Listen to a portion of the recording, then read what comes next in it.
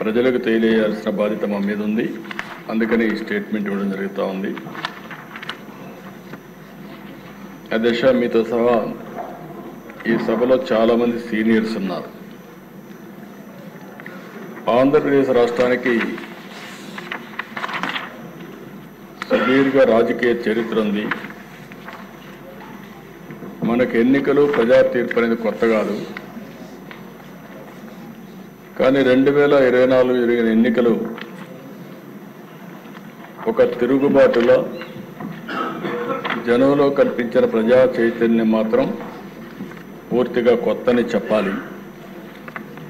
స్వర్గీయ ఎన్టీఆర్ తెలుగుదేశం పార్టీ ఏర్పాటు, ఎన్నికల్లో ప్రపంచం ఎంత సంచలనం సృష్టించాయో మొన్న ఎన్నికలు అంతకంటే సంచలనం సృష్టించాయి. అదే 93% స్ట్రైక్ రేట్, 57% ఓట్ షేర్. 46 ఏళ్లుగా నేను రాజకీయాలు చూశాను, ఎన్నికల్లో భాగస్వామినయ్యాను. కానీ ఆంధ్ర రాష్ట్ర చరిత్రలో మునుపెప్పుడూ చూడని ప్రజా తీర్పు, ప్రజలు బాధ్యతతో, నమ్మకంతో రాష్ట్రాన్ని కాపాడుకోవాలి అనే ఒక గట్టి సంకల్పంతో ఓటేసి తీర్పిచ్చారు. ప్రజలు ఇచ్చిన ఈ చారిత్రాత్మక తీర్పుని గౌరవించాలి, ప్రజల నమ్మకాన్ని నిలబెట్టుకోవాలి, ప్రజా ఆకాంక్షలు నెరవేరాలి, ప్రజల అంచనాలని అందుకునే విధంగా మనందరం పనిచేయాల్సిన బాధ్యత ఉంది. అందుకే ఈ ప్రభుత్వం అనునిత్యం ఆలోచించుకుంటూ ఏ విధంగా ముందుకు పోవాలనో ముందుకు పోయే ప్రయత్నాలు చేస్తున్నాం. అయితే అధ్యక్ష, ఇది జరిగినప్పుడు కూడా ఒక విషయం మీకు చెప్పాలి. ఆంధ్రప్రదేశ్ రాష్ట్రంలో ఆ రోజు సమైక్య ఆంధ్రప్రదేశ్లో కానీ, ఇప్పుడు నవ్యాంధ్రప్రదేశ్లో కానీ మరే ఏ నేతకు దక్కని గౌరవం నాకు దక్కింది. ఇన్ని సంవత్సరాలు సమైక్య ఆంధ్రప్రదేశ్లో 9 సంవత్సరాలు అందరికంటే ఎక్కువ ముఖ్యమంత్రిగా ఉండే అవకాశం వచ్చింది. 10 సంవత్సరాలు ప్రతిపక్ష నాయకుడిగా పనిచేసే అవకాశం వచ్చింది. అదే మరి ఇక్కడ ఒకసారి రెండోసారి ముఖ్యమంత్రిగా, ఒకసారి ప్రతిపక్షంలో పనిచేసే అవకాశం ప్రజలు ఇచ్చారు. అదే ఇంకొక విధంగా దిశ అనునిత్యం కష్టపడి పనిచేయడం, నిజాయితీగా ఉండడం, అనుక్షణం ప్రజలు వాళ్ళ బిడ్డల సంక్షేమమే ధ్యేయంగా పనిచేస్తూ వచ్చాను. అందుకే 4 దశాబ్దాలుగా ప్రజలు ఆదరించారు. వాళ్లకు నా జీవితాంతం కూడా రుణపడి ఉంటానని చెప్పి మరొక్కసారి ప్రజలందరికీ విజ్ఞప్తి చేస్తున్నాను. మొట్టమొదటిసారి అధ్యక్ష 1978 నేను ఎమ్మెల్యే అయ్యాను. అప్పటి నుంచి ప్రజల కోసం పనిచేయడం, అనునిత్యం అధ్యయనం చేయడం, నిత్య విద్యార్థిగా నేర్చుకోవడం, నేర్చుకున్న విషయాల్ని ప్రజలకు న్యాయం జరిగే విధంగా ఏమేం చేయాలో చేసుకుంటూ ముందుకొచ్చాం. 46 సంవత్సరాల కంటే ముందు ఎన్నో పదవుల్లో చేపట్టిన 46 ఏళ్లుగా నా రాజకీయ జీవితంలో ఎన్నో పదవులు చూశాను, ఎన్నో కష్టాలు చూశాను, అవమానాలు పడ్డాను. కడాన నా మీద క్లేమోర్ మైన్స్ 24 బ్లాస్ట్ చేస్తే సాక్షాత్ వెంకటేశ్వర స్వామి నన్ను కాపాడాడు, ప్రాణభిక్ష పెట్టాడు, పునర్జన్మ కల్పించారు. 4 సంవత్సరాలు ఇక్కడున్నప్పుడే నా మీద చాలా దారుణంగా కుటుంబ సభ్యుల్ని అవమానపరిచే విధంగా మాట్లాడితే నా జీవితంలో ప్రాణానికి కూడా భయపడలేదు. కానీ ఆ సమయంలో ఒక బాధ, ఆవేదన కలిగింది. అలాంటి వేధింపులు కూడా గురయ్యాను. కడకు జైలు కూడా పంపించే పరిస్థితి వచ్చారు. కానీ అధ్యక్ష, నేను ఏ తప్పు చేయలేదు, ఏ తప్పు చేయను. అనుక్షణం ప్రజల కోసం పనిచేస్తా. ఇలాంటి ఇబ్బందులు పెట్టినప్పుడంతా కూడా ఇంకా మనోధైర్యాన్ని పెంచుకొని ఇంకా నేను ఏం చేయగలుగుతాను, ఏం చేస్తే ప్రజల రుణం తీర్చుకోగలుగుతాను ఆలోచించి ముందుకు పోతూ వచ్చాను. చాలా అరుదైన సంఘటనలు నా జీవితంలో చూశాను. నేను జైల్లో ఉన్నప్పుడు 53 రోజులు మీరు చూసే అధ్యక్ష 80 దేశాల్లో తెలుగు వారు 53 రోజులు రోడ్డు మీదకి వచ్చి ఎక్కడికక్కడ పోరాటాలు చేశారంటే అది నా జీవితంలో ఎప్పుడూ మరిచిపోలేని సంఘటన అని చెప్పి కూడా నేను మీకు తెలియజేస్తున్నా. అందుకని ప్రజలు మనకిచ్చిన స్థానాన్ని ఎవరు చెరపాలన్నా చెరపలేరు. అందుకని ఈరోజు మీరు చూస్తే 4వసారి ముఖ్యమంత్రి, ఇది అరుదైన అనుభవం. 4వసారి ముఖ్యమంత్రి అయ్యాం. అవినీతి, డబ్బులు కానీ, కులం కానీ, మతం కానీ, ప్రాంతం కానీ, వర్గం వంటి అంశాలు తీవ్రంగా ప్రభావితం చేస్తున్న ఈ రోజుల్లో నా మీద ఈ నమ్మకం పెట్టుకున్నారంటే అది నా జీవితంలో ఎప్పుడు మరిచిపోలేనని చెప్పి కూడా నేను మీకు తెలియజేస్తున్నా. అధికారం నాకు కొత్త కాదు, సీఎం కుర్చీ అంతకంటే కొత్త కాదు, కేంద్ర రాజకీయాలు కూడా నాకు కొత్త కాదు. తెలుగుదేశం పార్టీ ఒక ప్రాంతీయ పార్టీగా ఉండి దేశ రాజకీయాల్లో కీలక పాత్ర అనేక సందర్భాల్లో పోషించాం. అది తెలుగుదేశం పార్టీ చరిత్ర అని చెప్పి కూడా నేను మీకు తెలియజేస్తున్నాను. ఇన్ని చూసిన నాకు ఈరోజు మీరు చూస్తే అధ్యక్ష 95లో మొట్టమొదటిసారి ముఖ్యమంత్రి అయ్యాను. మళ్ళీ 99లోనే కంటిన్యూ అయ్యాను. 2014లో ముఖ్యమంత్రి అయ్యాను. 2024లో మళ్ళా ముఖ్యమంత్రి అయ్యాను. కానీ ఇలాంటి పరిస్థితి నా జీవితంలో ఎప్పుడు చూడలేదు. ఈరోజు ఎంత తవ్వితే అన్ని అవకతవకలు కానీ భయంకరమైన విషయాలు వచ్చే పరిస్థితి వస్తూ ఉంది. అందుకే మనకంటే ప్రజలు ఎక్కువ ఆలోచించారు. వాళ్ళు ఏదైతే ఆలోచించారో దాని పర్యవసానమే మొన్న మనకిచ్చినటువంటి తీర్పు. అయితే అధ్యక్ష, విధ్వంసమైన వ్యవస్థలు, గాడి తప్పిన యంత్రాంగం, గత ప్రభుత్వం యొక్క అప్పులు, తప్పులు, పాపాలు, నేరాలు ఈ ప్రభుత్వానికి ఒక సవాళ్లుగా తయారైనాయి. జూన్ 12న ప్రభుత్వ అధికారం చేపట్టి ఆ రోజు చూస్తే రాష్ట్ర పైన ఉంది. కొంతమంది నన్ను అడిగారు, మీరు ముఖ్యమంత్రి అవుతారు, అయిన తర్వాత ఈ రాష్ట్రాన్ని బాగు చేస్తారా, చేయగలుగుతామనే నమ్మకం మీకుందని అడిగారు. నేను ఒకటే చెప్పాను, నేను పారిపోలేను. అధికారం ఉన్నా అధికారం లేకపోయినా, లేకుంటే ఎప్పుడైనా సరే ప్రజల కోసం పనిచేశా. ఇప్పుడు కూడా అలాంటి సవాళ్ళని నేను స్వీకరించి మళ్ళీ ప్రజలు నిలబెట్టగలిగితే అదే నాకు కావాలి, అది చేసి తీరతానని ఆ రోజు ప్రతిజ్ఞ చేసి ముందుకు వచ్చానని చెప్పి నేను తెలియజేస్తున్నాను. అలాంటి పరిస్థితుల్లో ఈ రాష్ట్రానికి ఒక విజ్ఞతతో ప్రజలు ప్రవర్తించారు. ఆ విజ్ఞత మీరు చూస్తే కీలకమైన సమయంలో 21 ఎంపీలను గెలిపించారు, ఎన్డీఏ కూటమి అభ్యర్థుల్ని. దీనివల్ల ఢిల్లీలో కూడా మన పరపతి పెరిగింది. కాస్తో కోస్తో వెంటిలేటర్ పై నుండే రాష్ట్రానికి సహాయం చేయడానికి ఆ రోజు నేను కానీ, మిత్రుడు పవన్ కళ్యాణ్ గారు కానీ, ఒక పక్క నరేంద్ర మోడీ గారు కానీ, బీజేపీ ప్రధానమంత్రి గారు అయినటువంటి నరేంద్ర మోడీ గారు అందరం కలిసి చెప్పాం. దాని మీద పూర్తిగా కేంద్రం కూడా సహకరించే పరిస్థితికి వచ్చారు. ఒక్కొక్క ఇటుక పేరుస్తూ ముందుకు పోతున్నాం.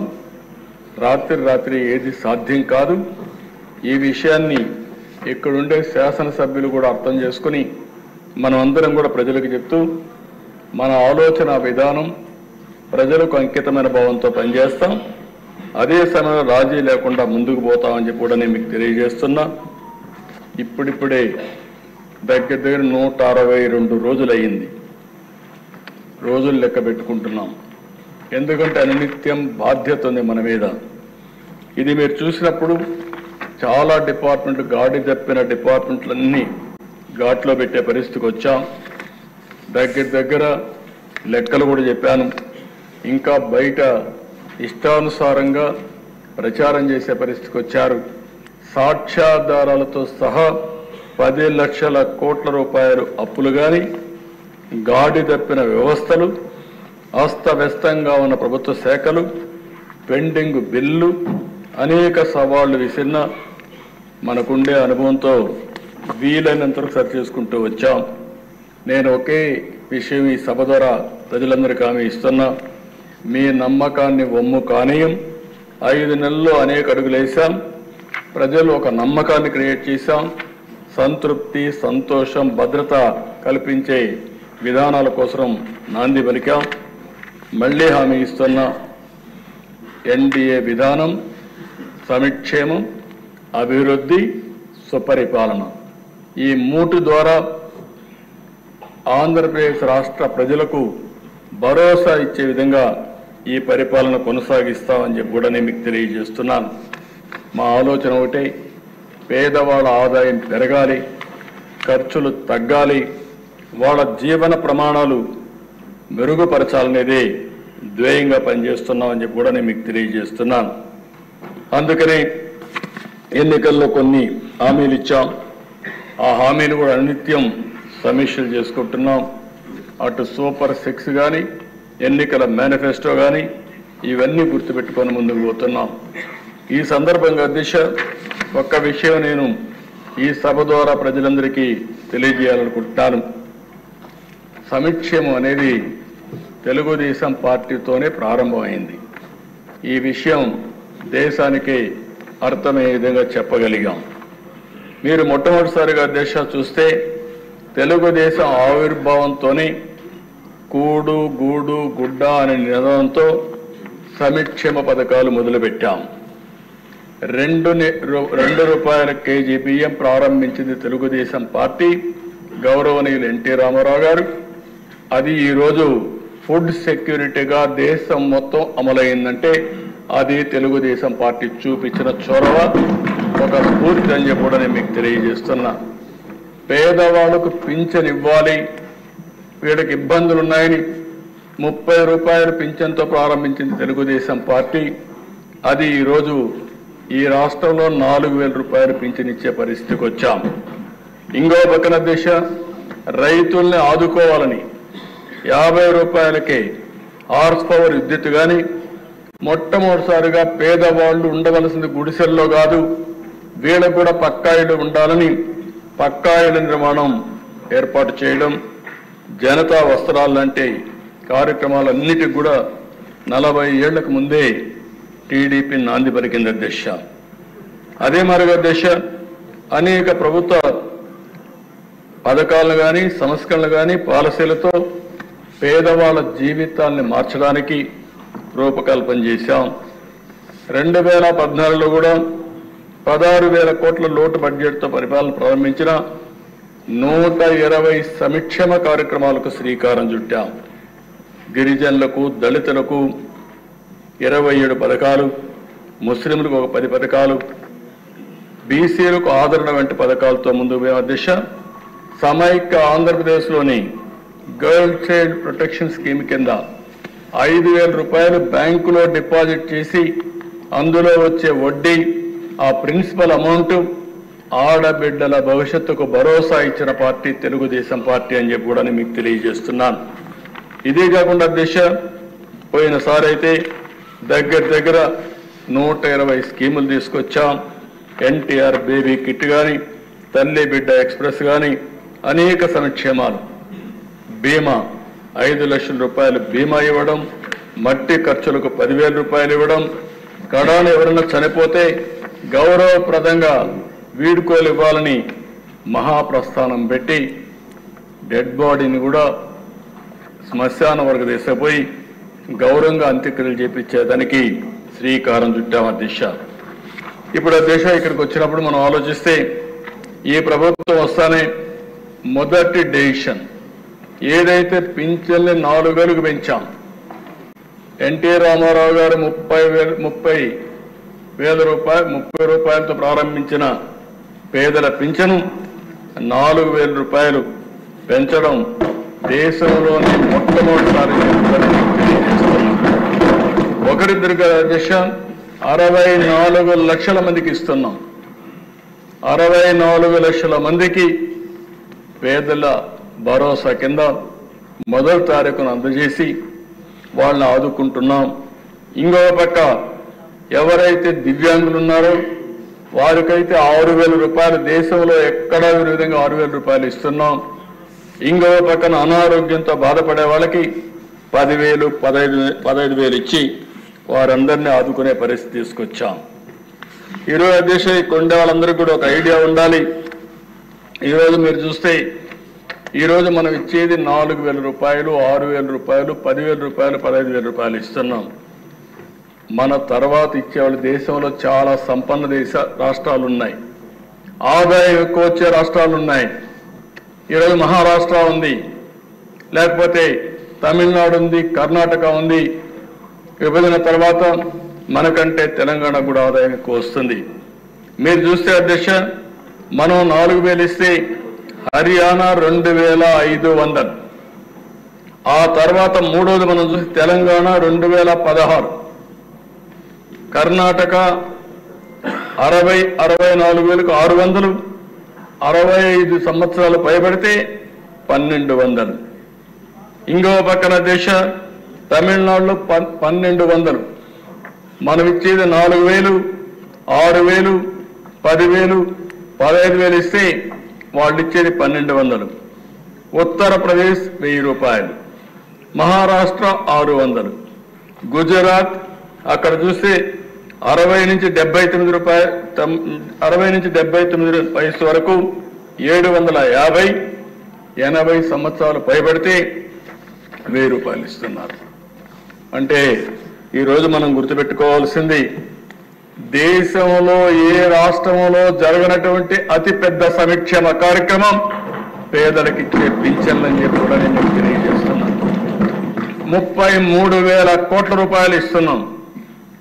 మొదటి తారీఖుని ఇస్తున్నాం. అవసరాన్ని బట్టి, వాళ్ళ ఆర్థిక పరిస్థితులను బట్టి, వాళ్ళకుండే సమస్యలను బట్టి మానవతా దృక్పథంతో ఈ యొక్క పెన్షన్లు ఇస్తున్నామని చెప్పి కూడా నేను మీకు తెలియజేసుకుంటున్నాను. రెండవ కార్యక్రమం అధ్యక్ష పేదల కోసం ఇప్పటికే 198 చోట్ల అన్నా క్యాంటీన్లు ప్రారంభించాం. ఇంకా నేను ముందే చెప్పాను, పాతవన్నీ ప్రారంభిస్తాం. ఏ నియోజకవర్గంలో అయితే అన్నా క్యాంటీన్ లేదు అక్కడ కొత్తగా ఒక్కొక్క నియోజకవర్గానికి కనీసం ఒక అన్నా క్యాంటీన్ పెట్టే బాధ్యత ఈ ప్రభుత్వం తీసుకుంటామని చెప్పి కూడా నేను మీకు తెలియజేస్తున్నా. పేదవాళ్ళకి, ఆకలేసేవాడికి కనీసం కడుపు నిండా తిండి పెట్టడం మన బాధ్యత అధ్యక్ష. అందుకే మీరు చూస్తే అన్నా క్యాంటీన్లో బ్రేక్ఫాస్ట్ కానీ, లంచ్ కానీ, డిన్నర్ కానీ 5 రూపాయలకే ఇచ్చే ఏకైక ప్రభుత్వం ఎన్డీఏ ప్రభుత్వం ఆంధ్రప్రదేశ్ అని చెప్పి నేను మీకు తెలియజేస్తున్నా. ఇప్పటికి మూడు పూట్ల చూస్తే 1,18,81,765 మంది అన్నా క్యాంటీన్లో భోంచేశారు అధ్యక్ష. అది విన్నప్పుడు ఒక ఆనందం, ఒక తృప్తి. నేను ఒకటే అప్పీల్ చేశాను అధ్యక్ష. ఈరోజు తిరుమల తిరుపతి దేవస్థానంలో ఎన్టీ రామారావు గారు ఆ రోజు క్యాంటీన్ ప్రారంభించారు, అన్నదానం ప్రారంభించారు. ఈరోజు డబ్బులు కూడా కార్పస్ బాగా డెవలప్ అయింది. వడ్డీతో కనీసం వడ్డీ ఖర్చు పెట్టినా 1,00,000 మంది పెట్టే పరిస్థితికి వచ్చారు. ఇంకా కార్పస్ కూడా పెరుగుతా ఉంది. ఒక స్ఫూర్తి, ఒక ఆలోచన ఏ విధంగా పనిచేస్తున్న దానికి తిరుమలలో అన్నదానమే ఒక ఉదాహరణ అని చెప్పి కూడా నేను మీకు తెలియజేసుకుంటున్నాను. అందుకని అధ్యక్ష ఇక్కడ కూడా అందరికీ అప్పీల్ చేస్తున్న దాతలందరికీ మీ దగ్గరలో ఉండే అన్నా క్యాంటీన్కి ఒక రోజున మీరు పుట్టినరోజు కానీ, మీ ఇంట్లో మంచి కార్యక్రమం చేసే సమయంలో కానీ, మీ కుటుంబ సభ్యుల్ని గుర్తించుకునే కార్యక్రమం చేసే సందర్భంలో కానీ ఒక 10 మందికి భోజనం పెట్టాలంటే అన్నా క్యాంటీన్ ఉపయోగించుకోండి. అన్ని దానాల కంటే అన్నదానం పవిత్రమైనది. ఈ కార్యక్రమానికి నాంది పలికి డబ్బులు పెరగడానికి ప్రభుత్వానికి కష్టం కాదు అధ్యక్ష. నేను సమాజంలో కూడా స్ఫూర్తిని ప్రమోట్ చేయాలనుకుంటున్నాను, స్ఫూర్తిదాయకంగా ముందుకు పోవాలనుకుంటున్నాను. మొన్న విజయవాడలో వరదలు వస్తే అధ్యక్ష ఆ రోజు ఎన్డీఏ ప్రభుత్వం పనిచేసిన విధానానికి ప్రజలు మెచ్చి మేము కూడా ఈ మంచి కార్యక్రమంలో భాగస్వాములు కావాలని దగ్గర సీఎం రిలీఫ్ కి 500 కోట్ల రూపాయలు ఇచ్చారంటే అది ఈ ప్రభుత్వం పైన విశ్వసనీయత. ₹1 ఇస్తే అది ప్రజలకు చేరుతుంది, న్యాయం జరుగుతుందనే విశ్వాసంతోనే ముందుకు వచ్చారు. అది చూసినప్పుడు మాలో కూడా ఇంకా పట్టుదల పెరుగుతా ఉంది, ఇంకా బాగా చేయాలనే ఆలోచన వస్తా ఉందని చెప్పి కూడా నేను మీకు తెలియజేసుకుంటున్నాను. ఇది అయిన తర్వాత దిశ ఏదైతే ఎన్నికల మేనిఫెస్టోలో చెప్పామో ఆడబిడ్డలకు దీపం 2. ఈరోజు ఒక విధంగా ఆలోచిస్తే చరిత్ర దిశ సమైక్య ఆంధ్రప్రదేశ్ దీపం కార్యక్రమం నేనే పెట్టా. ఆ రోజు దేశంలో ఎవ్వరూ కూడా ఆలోచించినప్పుడు మా తల్లి కష్టాలు నేను ఒకసారి ఆలోచించుకుని ఎవరైతే ఆడబిడ్డలు ఉన్నారో ఏ ఆడబిడ్డకు అలాంటి కష్టం రాకూడదనే ఉద్దేశంతో ఆ రోజు దీపం ప్రవేశపెట్టాం. ఈ దీపం యొక్క ముఖ్యమైన ఉద్దేశం చూస్తే ఆ దిశ ఎక్కడెక్కడో కట్టెలు తెస్తారు. ఓసారి వర్షాకాలంలో బయట ఉంటే కట్టెలన్నీ ఎండిపోతే బాగా తడిచిపోతే ఆ కట్టెలు తీసుకొచ్చి పొయ్యిలో పెడితే ఎంత పొగంటే ప్రతి ఒక్క ఇంట్లో ఒకే బెడ్రూమ్ ఇల్లు ఉంటుంది, రూమ్ ఒకటే ఉంటుంది, అక్కడే కిచెన్, అక్కడే డైనింగ్, అక్కడే పడుకుంటారు. ఇల్లంతా కూడా పొగొస్తే ఆడబిడ్డలు పడే కష్టం అవన్నీ చూసిన తర్వాత నాకు అనిపించింది. అప్పట్లోనే రామ్ నాయక్ అని ఒక మంత్రి ఉండేవాడు మహారాష్ట్ర నుంచి, వాజ్పేయి గారిని మెప్పించి రామ్ నాయక్ని గట్టిగా రిక్వెస్ట్ చేసి ఆ రోజుట్లోనే ఇంటింటికి దీపం కింద వంట గ్యాస్ సిలిండర్లు ఉచితంగా సరఫరా చేసిన పార్టీ తెలుగుదేశం పార్టీ అధ్యక్షుడు. ఈరోజు అలాంటి కార్యక్రమాన్ని మళ్ళీ రిపీట్ చేశాం. మనోహర్ గారు మంత్రిగా చాలా సమర్థంగా దాన్ని చేశారు. ఒకే హామీ ఇచ్చాం, సంవత్సరానికి 3 ఉచిత గ్యాస్ సిలిండర్లు ఇస్తామన్నాం. ప్రతి సంవత్సరం 3 ఉచిత గ్యాస్ సిలిండర్లు ఇచ్చే బాధ్యత ఈ ప్రభుత్వం తీసుకుంటున్నామని చెప్పి కూడా నేను మీకు తెలియజేస్తున్నాను. కొంతమంది తెలియని వాళ్ళు మాట్లాడుతున్నారు, ఎక్కడిచ్చారంటారు. ఇది క్యాష్గా చేతికి ఇవ్వడానికి, గ్యాస్ తీసుకుపోవాలంటే సిలిండర్ కావాలి. అంటే ఎవరైనా సరే గ్యాస్ సిలిండర్ ఇంట్లో ఉంటే అయిపోతానే బుక్ చేసుకుంటారు, బుక్ చేసుకుంటే గ్యాస్ వస్తున్న దశ. మేము ఏదైతే చెప్పామో చెప్పినప్పటి నుంచి ఇప్పటి వరకు 42,40,000 మందికి గ్యాస్ సిలిండర్లు బుక్ చేసుకున్నాం, వాళ్ళకందరికీ ఇస్తున్నాం. ఇంకొక విషయం కూడా చెప్తున్నాను అధ్యక్ష, దీనివల్ల ఒకటే కండిషన్, సింపుల్ కండిషన్, ఎవరైనా సరే రేషన్ కార్డు ఉండాలి, రెండోది ఆధార్ ఉండాలి. ఈ 2 ఉంటే అందరూ ఎలిజిబుల్. మీరు కూడా చెప్తున్నా, ఊరికే విమర్శలు చేసేది మానండి. ఒకటే హామీ ఇస్తున్నా, ఈ హౌస్ లో ఎవరికైతే రేషన్ కార్డు ఉందో, ఎవరైతే ఆధార్ అథెంటికేషన్ ఉందో అలాంటి అందరూ కూడా దీపం 2 కింద 3 సిలిండర్లకు అర్హులు, తీసుకునే హక్కు వాళ్ళకు ఉంది. ఎవరైనా ఇవ్వకపోతే దబాయించి తీసుకోమంటున్నా.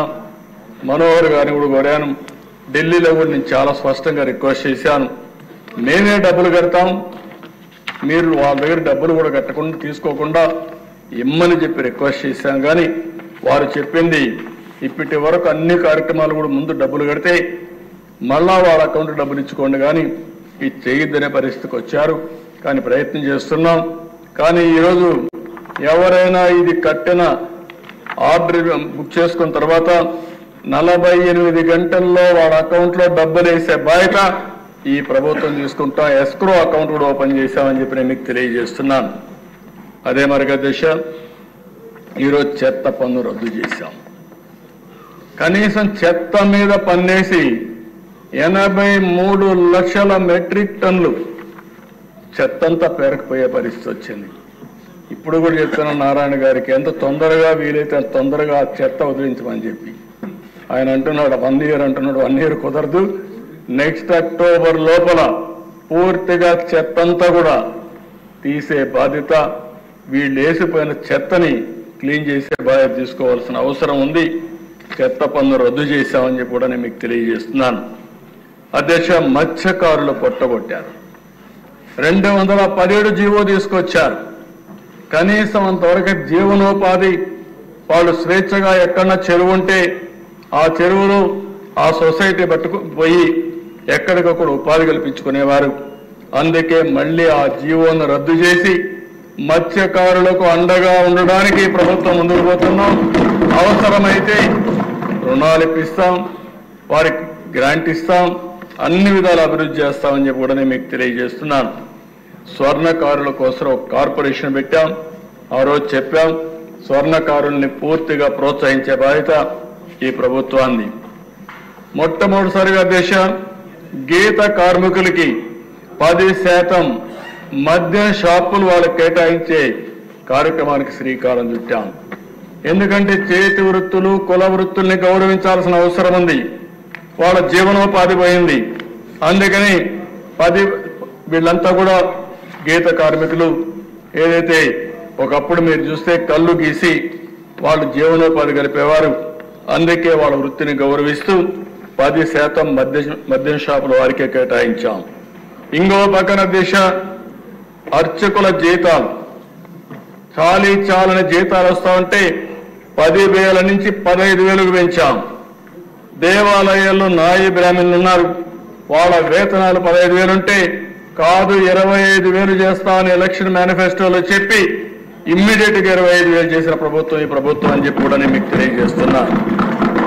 ఇంకో పక్క టెంపుల్స్ అన్ని కూడా ధూప దీప నైవేద్యం కింద ఆలయాల్లో ఆర్థిక సహాయం 5,000 ఉంటే వాళ్ళకు 10,000 పెంచాం. ఉపాధి కోసం చూస్తున్న వేద విద్యార్థులకి 3,000 రూపాయల నిరుద్యోగ భృతి ఇవ్వడం మొదలుపెట్టాం. చేనేతకు జీఎస్టీ ఎత్తివేశాం. గృహ నిర్మాణానికి అదనంగా 50,000 రూపాయల ఆర్థిక సహాయం పెంచాం. రైతులకు గత ప్రభుత్వం బకాయిలు పెట్టిన 1,674 కోట్ల రూపాయలు చెల్లించి ఈ రోజు ఎవ్వరు ప్యాడీ ప్రొక్యూర్మెంట్కి ఇస్తే 48 గంటల్లో వాళ్ళ అకౌంట్కు డబ్బులు పంపించే పరిస్థితిగా తీసుకున్నాం.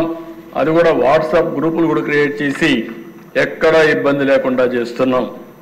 మళ్ళీ రైతులకు సబ్సిడీ డ్రిప్ పరికరాలు, పాడి రైతులకి 90% రాయితీతో షెడ్లు కట్టిస్తున్నాం. రాజధాని కౌలు రైతులకి మొత్తం 400 కోట్ల రూపాయలు చెల్లించాం.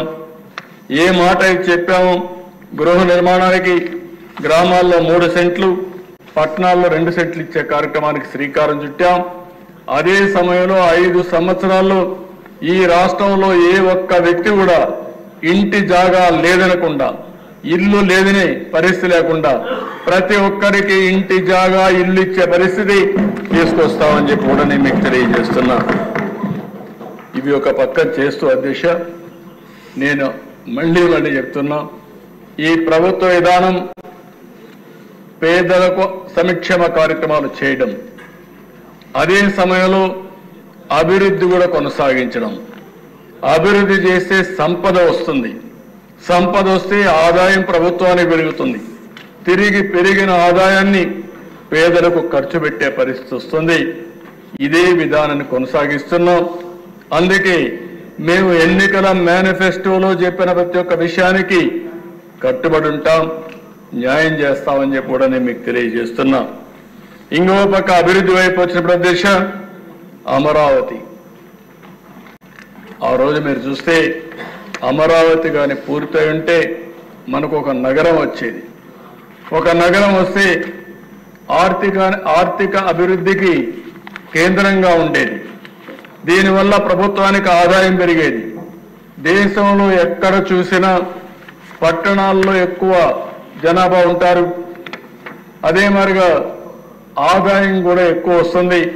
దీనివల్ల ప్రభుత్వానికి కూడా ఎక్కువ ఆదాయం వచ్చే పరిస్థితి వచ్చింది. కానీ సౌత్ ఇండియాలోనే కాకుండా భారతదేశంలో చూస్తే పట్టణ జనాభా తక్కువ ఉండే రాష్ట్రం ఆంధ్రప్రదేశ్ రాష్ట్రం అధ్యక్ష. దీనివల్ల కూడా మనం చూసినప్పుడు దక్షిణ భారతదేశంలో తక్కువ పర్ క్యాపిటల్ ఇన్కమ్ ఉండే రాష్ట్రం కూడా మనది. ఇలాంటి ఇబ్బందులు ఉంటే ఈరోజు అమరావతి కేంద్రం కూడా పూర్తిగా సహకరించింది. 15,000 కోట్ల రూపాయలు డబ్బులు ఇవ్వడానికి ఒప్పుకున్నారు. డిసెంబర్ నుంచి పనులు ప్రారంభిస్తాయి.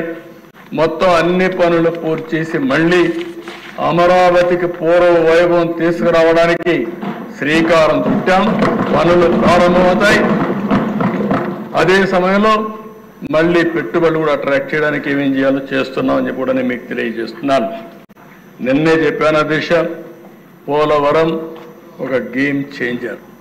పోలవరం పూర్తయి నదుల అనుసంధానం చేయగలిగితే ఈ రాష్ట్రం నెంబర్ 1 రాష్ట్రం అవుతుంది. పనులకు శ్రీకారం చుడుతున్నాం. ఈరోజు కూడా ఎక్స్పర్ట్స్ కమిటీ కొన్ని సూచనలు ఇచ్చింది, అవి కూడా తీసుకుంటాం. పగడ్బందీగా పోలవరం పనులు ఏ విధంగా చేయాలో చేస్తామని చెప్పి కూడా నేను మీకు తెలియజేస్తున్నాను. దీనికి డబ్బుల కొరత లేదు. 12,157 కోట్ల రూపాయలు ప్రస్తుతానికి మొత్తం శాంక్షన్ చేశారు. మళ్ళీ చెప్తున్నా, ఈ ప్రభుత్వం ఎక్కడా రాజీ పడం.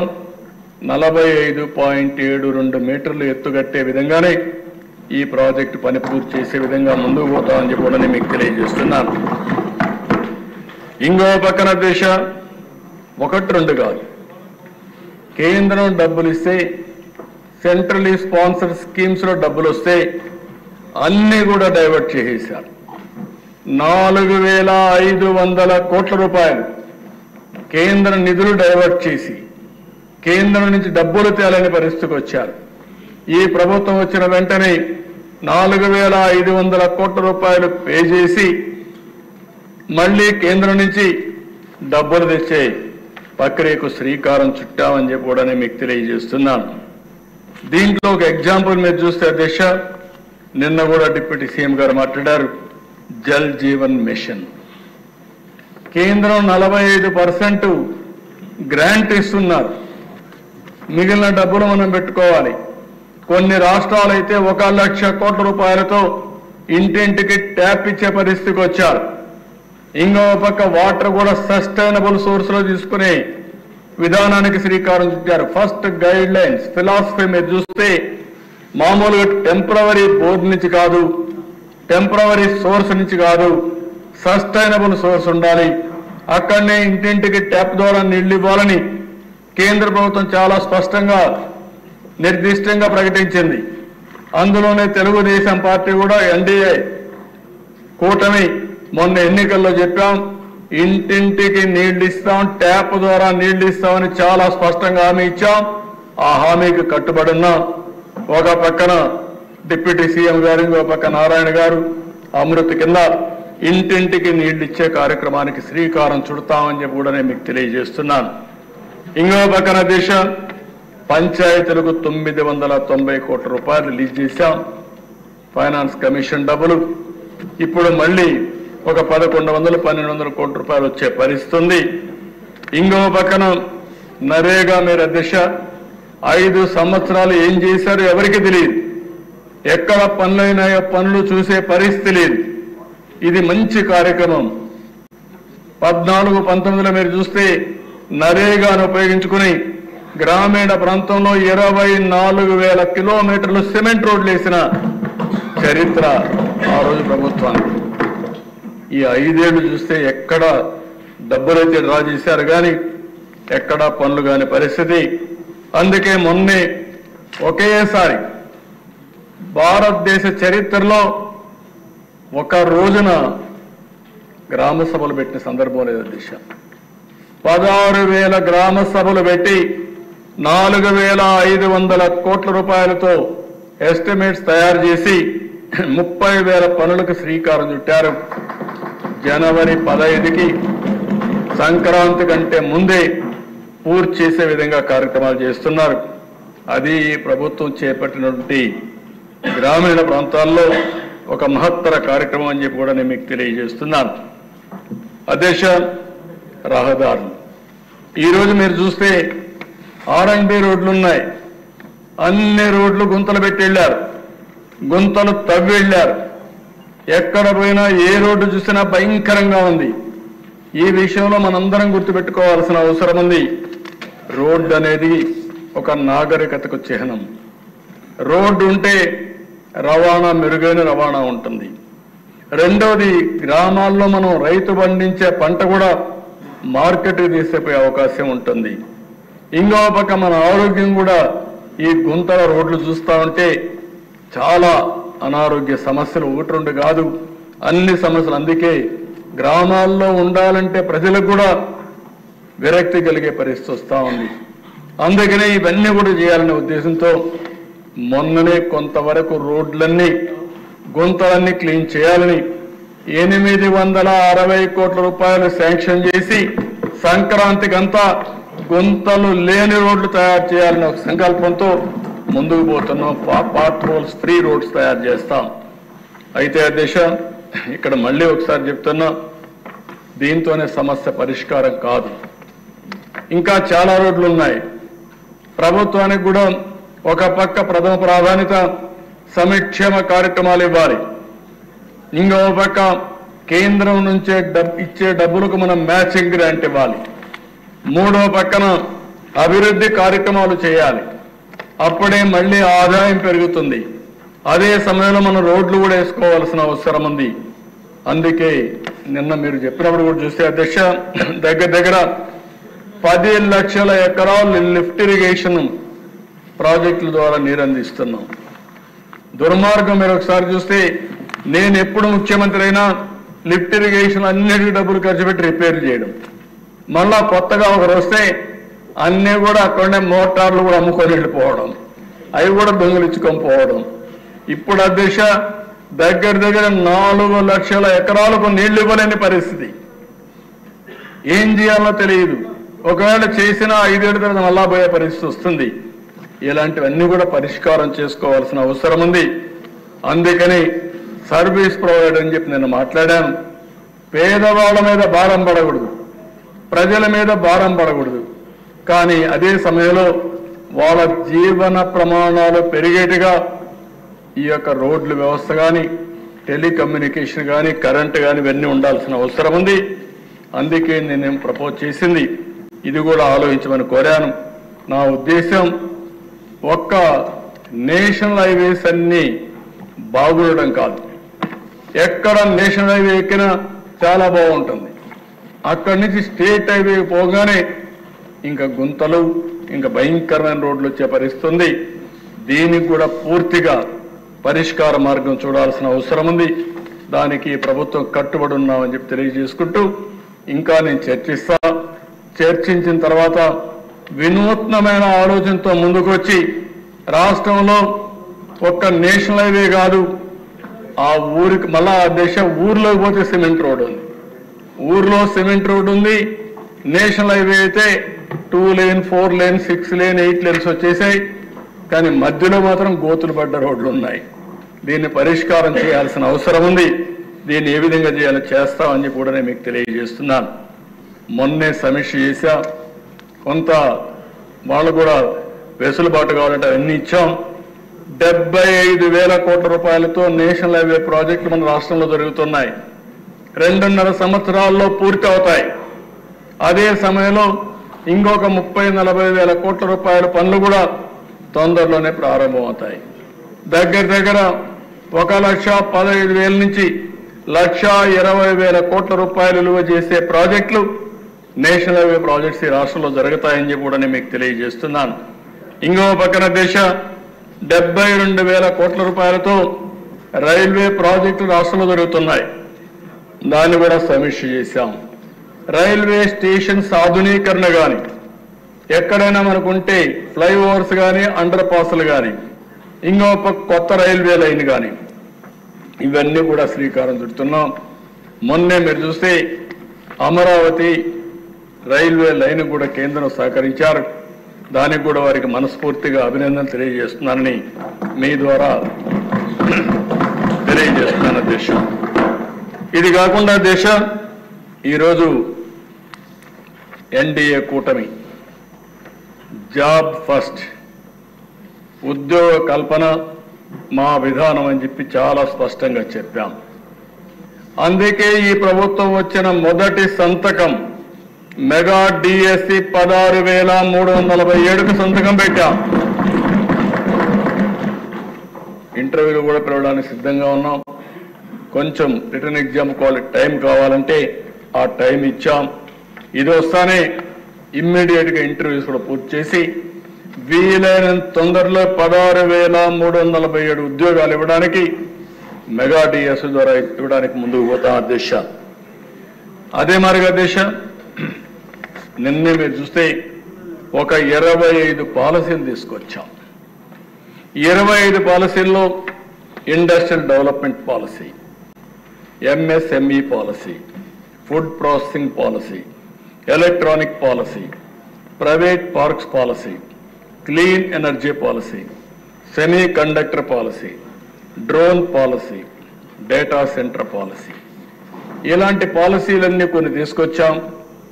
ఈరోజు కేబినెట్లో మళ్ళీ టూరిజం పాలసీ కూడా తీసుకొస్తాం.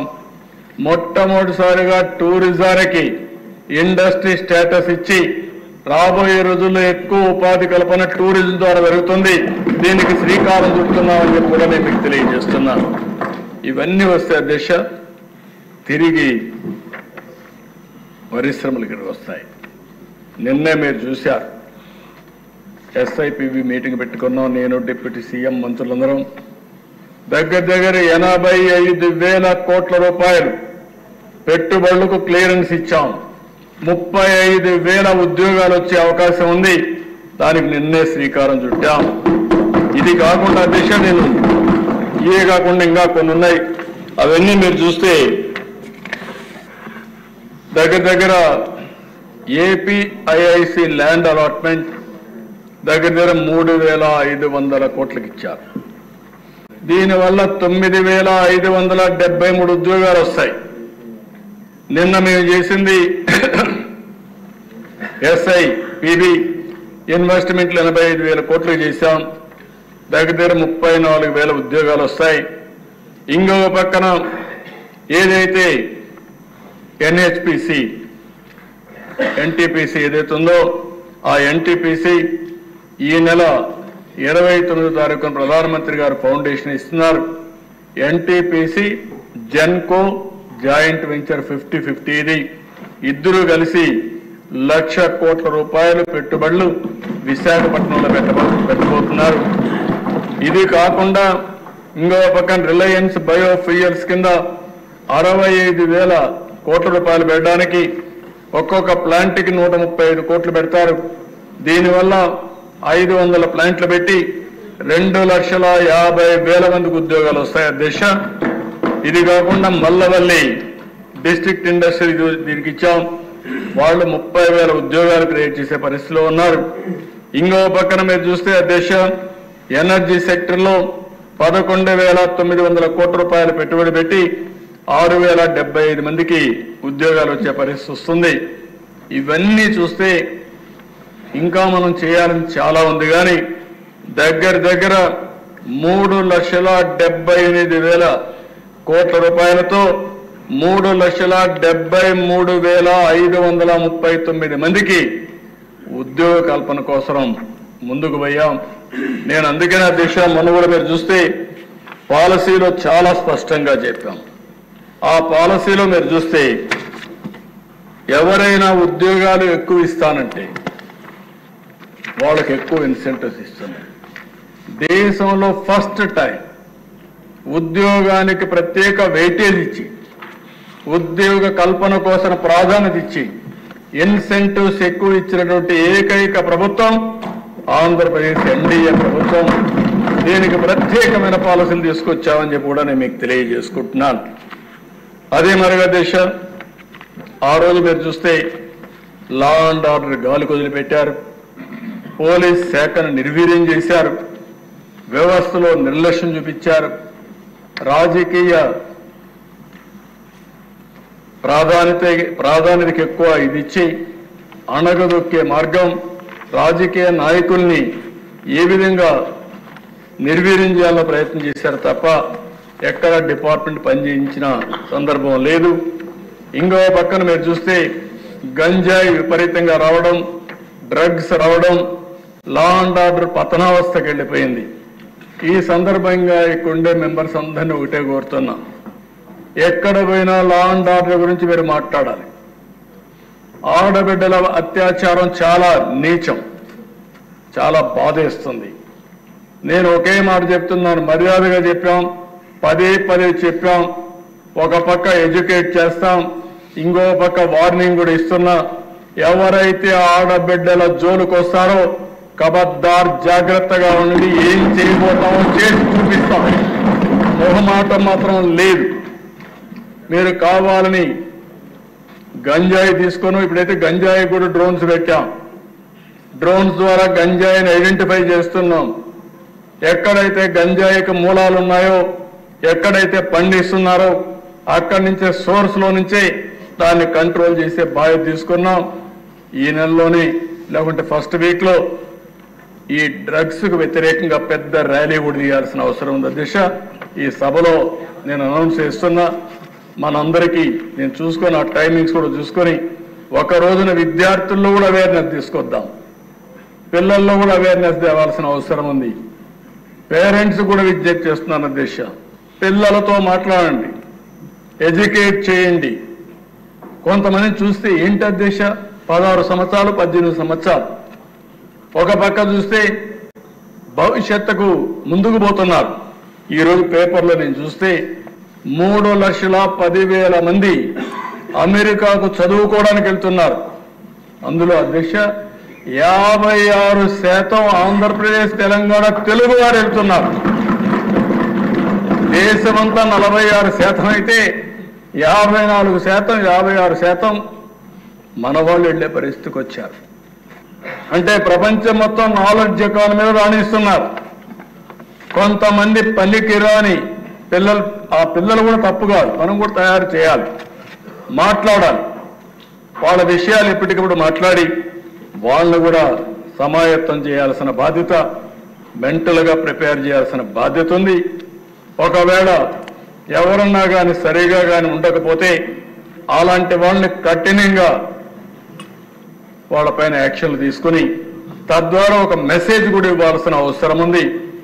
ఎవరైతే కరుడుగట్టిన నేరస్తులు కూడా హెచ్చరిక చేస్తున్నా అలాంటి నేరస్తులు ఉండవలసిన ప్లేస్ ఆంధ్రప్రదేశ్ రాష్ట్రం కాదు, అది గుర్తుపెట్టుకోండి. మీరు ఒక సవాలుగా సమాజానికి తయారైతే మీ తాట తీసే బాధ్యత ఈ ప్రభుత్వం తీసుకుంటుందని చెప్పి కూడా హెచ్చరిస్తున్నాను అధ్యక్ష. ఎక్కడ రాజీ పడం. ఇంకో పక్కన అధ్యక్ష, ఫింగర్ ప్రింట్ వ్యవస్థకు డబ్బులు ఇవ్వలేకపోయాను.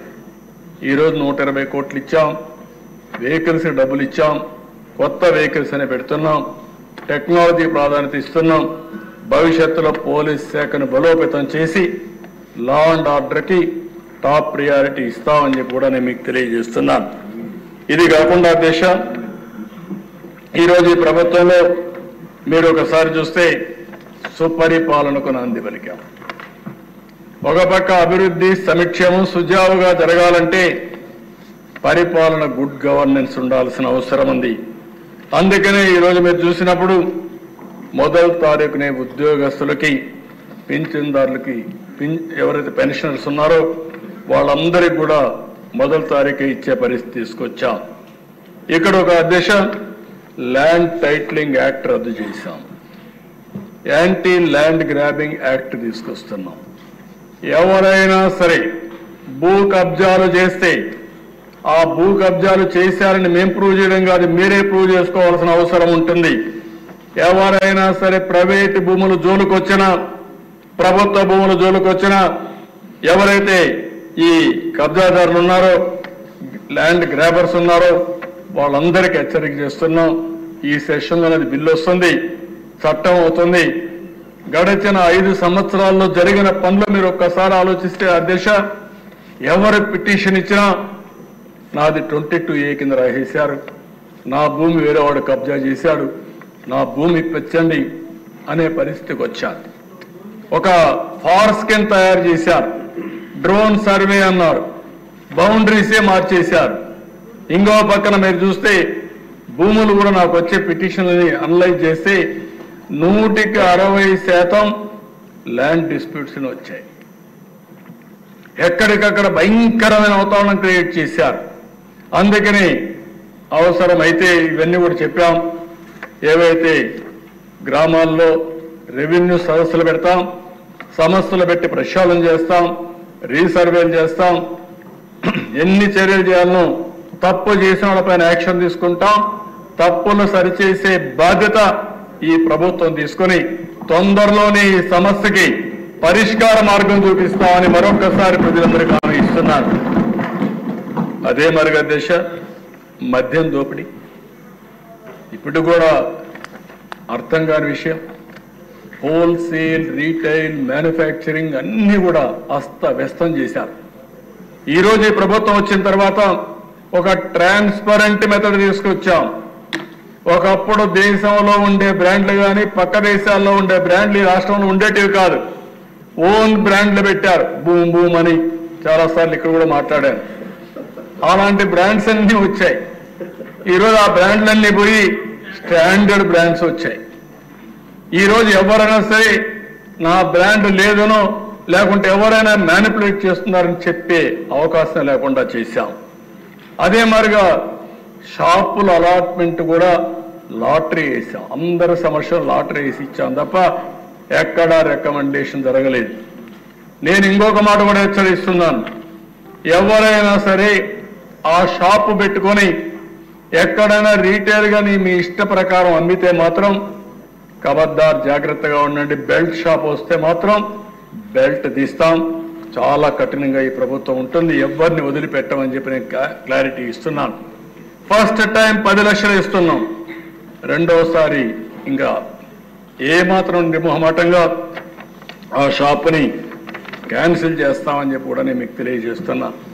ఇక్కడే ఎమ్మెల్యేలందరినీ కోరుతున్నాను, ఎన్డీఏ ఎమ్మెల్యేస్ అందరినీ, మనందరం కలిసి మన నియోజకవర్గంలో బెల్ట్ షాపులు లేకుండా మన వాళ్ళు ఎవరిని తప్పు చేసేవాడిని ఎక్కడ సహకరించకుండా మన తన విభేదాలు లేకుండా ప్రక్షాళన చేసే బాధ్యత మీరు తీసుకోండి.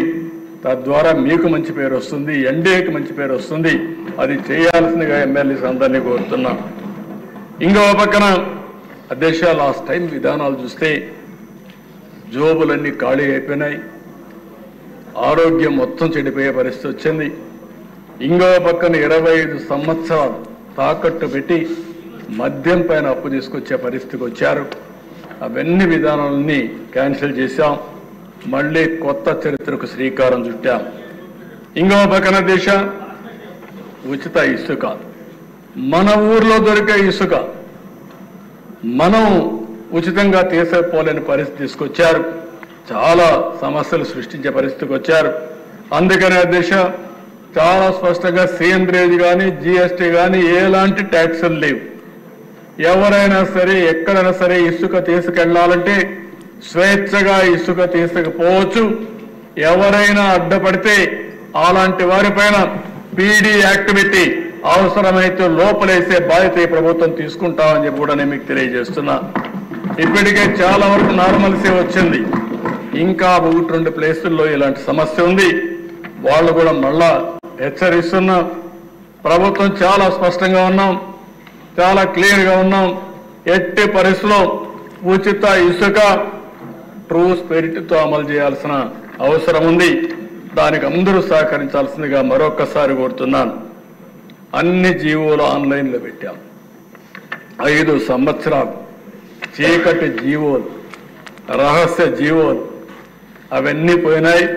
అన్ని జీవోలు కూడా ఆన్లైన్లో పెట్టే పరిస్థితికి వచ్చాం.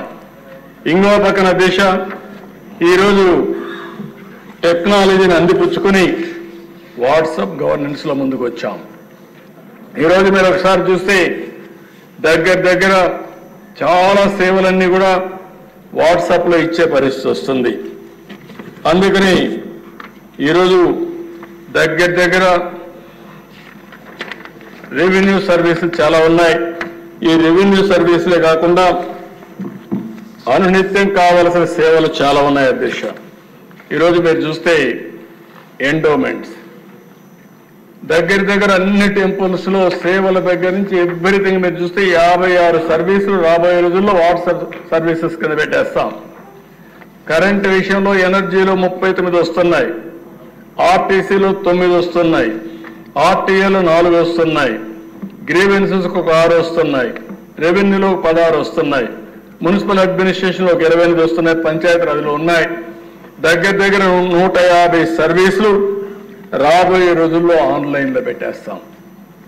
Nativity, date of birth, death certificate, income certificate, adangal, చదువు ఒక సర్టిఫికేట్, ఎడ్యుకేషన్ సర్టిఫికేట్, ఇవన్నీ కూడా తిరిగి తిరిగి ప్రజలు అవస్థపడే పరిస్థితికి వచ్చారు అధ్యక్ష. అవన్నీ కూడా ఒకటి హామీ ఇస్తున్నాం, తొందరలోనే అవన్నీ కూడా ఆన్లైన్లో పెట్టి ఎక్కడా ఇబ్బంది లేకుండా ముందుకు పోతాం. దీనివల్ల ప్రజలు ఆఫీసర్ జరిగే పరిస్థితి ఉండదు, దానికి కూడా శ్రీకారం చుడతామని చెప్పి కూడా నేను మీకు తెలియజేస్తున్నా. ఇంకో పక్కన దేశ నిన్నే చెప్పాను, నదుల అనుసంధానం ఈ ప్రభుత్వం యొక్క విధానం ఎంత తొందరగా చేయగలిగితే అంత ఫలితాలు వస్తాయి. ఈ రాష్ట్ర దశ దిశ మార్చే అవకాశం వస్తుంది, అది కూడా చేస్తామని చెప్పి కూడా నేను మీకు తెలియజేస్తున్నాను. అధ్యక్ష, ప్రతి క్షణం ఈ 3 విషయాలు సంక్షేమ కార్యక్రమాలు ఏం చెప్పాం, ఇంకా ఎక్కువ ఏ విధంగా చేయగలుగుతాం, అభివృద్ధి ఇంకా తొందరగా ఏ విధంగా చేయగలుగుతాం, ఆదాయాన్ని ఏ విధంగా పెంచుతాం, సుపరిపాలన గుడ్ గవర్నెన్స్కి నాంది పలుకుతూనే పారదర్శకతో పరిపాలన ఇవ్వగలుగుతాం ఆలోచిస్తున్నాం. టెక్నాలజీ పూర్తిగా అనుసంధానం చేస్తాం, డీప్ టెక్తో ముందుకు పోతాం. ఉదాహరణకు మొన్న డ్రోన్స్ కాన్ఫరెన్స్ పెట్టాం, 5 అవార్డ్స్ వచ్చాయి, ఏవైతే గిన్నిస్ అవార్డ్స్ 5 వచ్చాయి. అదే మరి అనేక ఫీల్డ్లో యూస్ కేసెస్ కూడా ఉన్నాయి.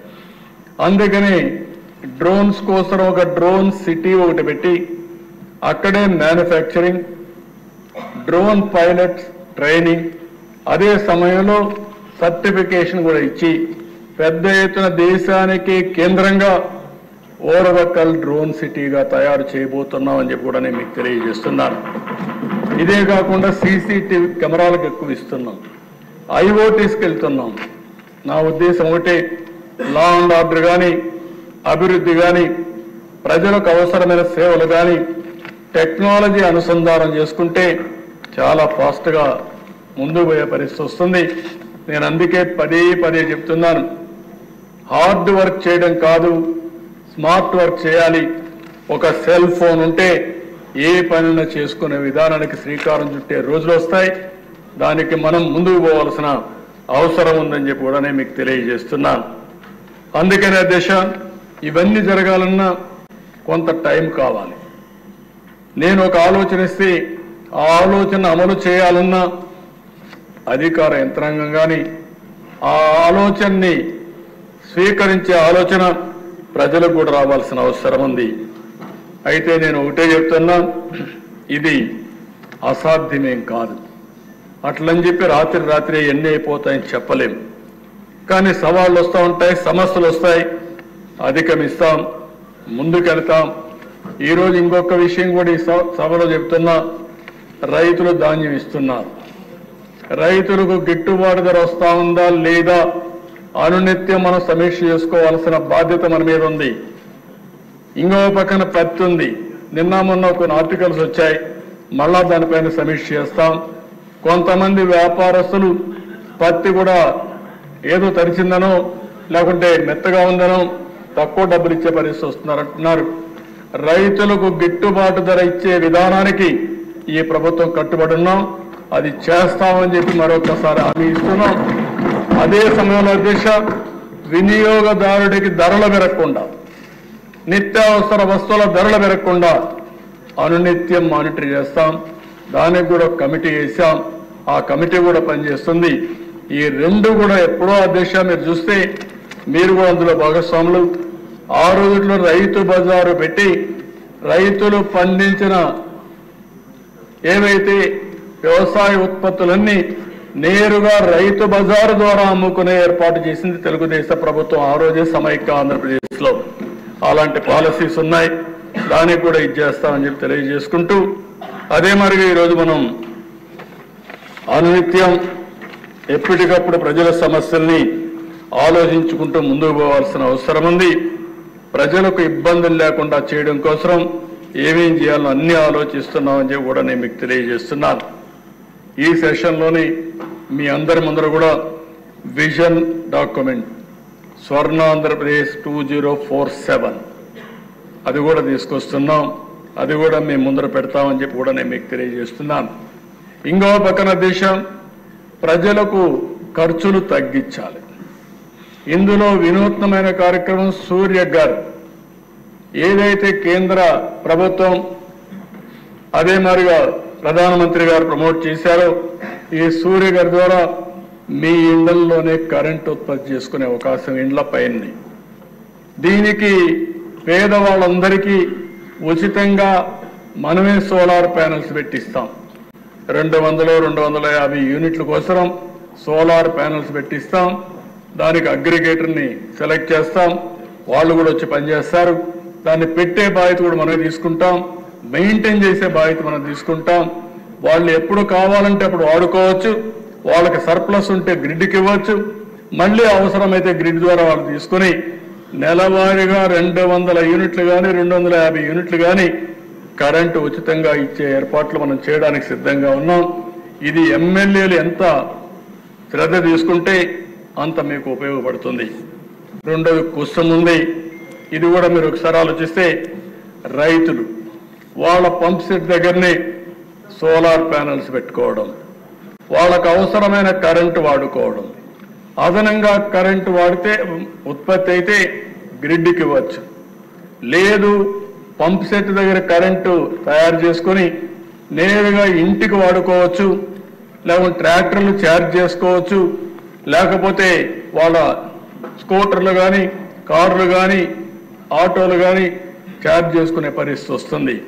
అందుకనే దిశ నేను ఆలోచించే విధానం డెమోక్రటైజేషన్ ఆఫ్ పవర్ జనరేషన్. ఎక్కడికక్కడ డీసెంట్రలైజ్ చేయాలని, ఆ పవర్ని ఆ సబ్స్టేషన్ వాడాలని. గ్రిడ్ అనేది డిమాండ్ సప్లై మేనేజ్మెంట్ కింద ఉంటుంది. ఎవరైనా సరే కరెంటు వాడుకుంటే అది కూడా గ్రీన్ ఎనర్జీని వాడుకుంటే మనం ప్రమోట్ చేస్తాం. అవసరమైతే ఈ ప్రభుత్వం మొన్నే ఇచ్చాం, ఇండస్ట్రీస్ ఎవరైతే గ్రీన్ ఎనర్జీతో పోతారో వాళ్ళకు అదనంగా ఇన్సెంటివ్స్ ఇచ్చాం. ఇప్పుడు కూడా హామీ ఇస్తున్న క్రెడిట్స్ని ఏది కార్బన్ క్రెడిట్స్ ఇవ్వడానికి ఒక కార్యక్రమం కూడా తీసుకొస్తాం. అన్ని రంగాల్లో ఎవరైతే ఈ కార్బన్ క్రెడిట్స్ తీసుకోగలుగుతారో వాళ్ళకు అదనంగా బెనిఫిట్స్ ఇచ్చే విధానానికి శ్రీకారం చుడతామని చెప్పి కూడా నేను మీకు తెలియజేస్తున్నాను. ఈరోజు మనందరం మాట్లాడేది P3 మాట్లాడుతున్నాం, పబ్లిక్ ప్రైవేట్ పార్ట్నర్షిప్. నేను ఒక స్టెప్ ముందుకు వచ్చి P4 అంటున్నాను. మనం సంపద సృష్టిస్తున్నాం. కొంతమంది లక్షల కోట్ల రూపాయలు సంపాదిస్తున్నారు, వేల కోట్ల రూపాయలు సంపాదిస్తున్నారు, కానీ పేదవాడు మాత్రం పేదవాడిగానే ఉన్నాడు. అందుకే P4 కింద పబ్లిక్ ప్రైవేట్ పీపుల్స్ పార్ట్నర్షిప్ తీసుకొని మనం పైనుండే 10%, కింద నుండే 10-15% అడాప్ట్ చేసుకోవడం, మెంటర్ చేయడం, వాళ్లకు చేయూతనివ్వడం, అనునిత్యం వాళ్ళు కూడా మనతో సమానంగా పైకి తీసుకురావాలన్న ఆలోచన ఉంటే ఇది అసాధ్యం కాదు. దానికి కూడా ఒక కార్యక్రమం తీసుకొస్తామని చెప్పి కూడా నేను మీకు తెలియజేస్తున్నాను. ఇలాంటి కార్యక్రమాలు చేస్తున్న అధ్యక్ష, ఈరోజు నేను ఈ అసెంబ్లీలో ఒకటే చెప్తున్నాను, ఎన్డీఏ ప్రభుత్వం అన్ని విధాల ఈ రాష్ట్రాన్ని అభివృద్ధి చేయాలని. కేంద్ర ప్రభుత్వం ఇచ్చే సహకారం తీసుకుంటాం, మన తెలివితేటలు జోడిస్తాం, టెక్నాలజీ ఉపయోగించుకుంటాం, సంక్షేమం ఎక్కువ అమలు చేస్తాం, అదే సమయంలో అభివృద్ధి కూడా నాంది పలుకుతాం, మళ్ళీ ఆదాయాన్ని పెంచుతాం, పెంచిన ఆదాయాన్ని పేదవాళ్ళ సంక్షేమం కోసం ఖర్చు పెడుతూనే నిరంతరం ఈ ప్రక్రియకు శ్రీకారం చుడతామని చెప్పి కూడా నేను మీకు తెలియజేసుకుంటూ, మనందరి ఆలోచన ఒకటే, ఆంధ్రప్రదేశ్ రాష్ట్రం భవిష్యత్తులో నెంబర్ 1 రాష్ట్రంగా భారతదేశంలో ఉండాలనేది మనందరి ఆకాంక్ష. తెలుగు జాతి ఎక్కడున్నా ప్రపంచంలోనే నెంబర్ 1గా ఉండాలనేది మనం ఒక ఆకాంక్షగా పెట్టుకుంటున్నాం. ప్రపంచంలో అయితే తెలుగువారు నెంబర్ 1గా వచ్చే అవకాశం ఉంది. ఇప్పుడే మీరు చూస్తూ ఉంటే 3,10,000 మంది అగ్రదేశమైన అమెరికాకు చదువు కోసం పోతే దాంట్లో 56% తెలుగు వాళ్ళు ఉన్నారంటే దట్ ఈజ్ ఎ ఇండికేషన్. అక్కడ రీచ్ అయిపోయారు. రీచ్ కావాల్సింది ఇక్కడనే ఈ గడ్డ పైన రీచ్ కావాలి, ఇక్కడుండే పేదలపైన శ్రద్ధ పెట్టాలి. ప్రజలే ఆస్తి, ఆ ప్రజలు కానీ మనం కానీ అన్ని విధాల సమర్థత పెంచగలిగితే ఏదైనా సాధ్యం అని చెప్పి నేను మీకు తెలియజేసుకుంటూ ఈరోజు ఈ అవకాశాన్ని మళ్ళీ 6 నెలలు దగ్గర 163 రోజులు అవుతుంది, 162 రోజులు దగ్గర మళ్ళీ ఎప్పటికప్పుడు మాట్లాడదాం. ప్రజలకు జవాబుదారితనంగా ఉండే విధంగా పరిపాలన చేద్దాం. చేసిన పనులన్నీ ప్రజలకు చేద్దాం, వాళ్ళని మెప్పిద్దాం. ఎప్పటికప్పుడు వాళ్ళు కూడా అనుసంధానం చేసుకుని ఈ రాష్ట్ర అభివృద్ధి కోసం ముందుకు పోయే విధంగా కార్యక్రమాలు చేపడతామని చెప్పి మరొక్కసారి తెలియజేసుకుంటూ ఈ అవకాశాన్ని ఇచ్చిన మీ అందరికీ, అదేవిధంగా తొందరలోనే నేను ఇంకొక కార్యక్రమం కూడా ఆలోచిస్తున్నా. ఒకసారి మేమందరూ క్షేత్రస్థాయికి పోవడమే కాకుండా నేను కూడా ప్రజలతో ముఖాముఖి మాట్లాడే ఏర్పాటు కూడా ఏ విధంగా చేస్తే బాగుంటుందని ఆలోచిస్తున్నాను. దానికి కూడా శ్రీకారం చుడుతూ మనం చేసే పనులన్నీ ప్రజలకు చెప్పి వాళ్ళను కూడా మెప్పించి వాళ్ళను కూడా భాగస్వామ్యం చేసుకుంటూ ముందుకు పోవాల్సిన అవసరం ఉంది. దీనికి కూడా శ్రీకారం చుడతా అని చెప్పి తెలియజేసుకుంటూ ఈ అవకాశాన్ని ఇచ్చిన మీకు మనస్ఫూర్తిగా అభినందనలు. గౌరవ సభ్యులందరికీ ఒకటే కోరుతున్నా, మీరు చేసిన అభివృద్ధి 6 నెలల్లో మీ నియోజకవర్గంలో మీ జిల్లాలో ఏం చేశారో ఆ విషయాలు కూడా ప్రజలకు తీసుకుపోయి ఒక జవాబుదారీ పరిపాలనకు శ్రీకారం చుట్టే బాధ్యత నాకు, మాకు, మీకు ఉందని చెప్పి తెలియజేసుకుంటూ అందరికీ నమస్కారాలు, ధన్యవాదాలు. 150 రోజులు సాధించిన ప్రగతి గురించి మన డిప్యూటీ సీఎం గారు కూడా మాట్లాడుతున్నారు. థ్యాంక్ యూ అధ్యక్ష.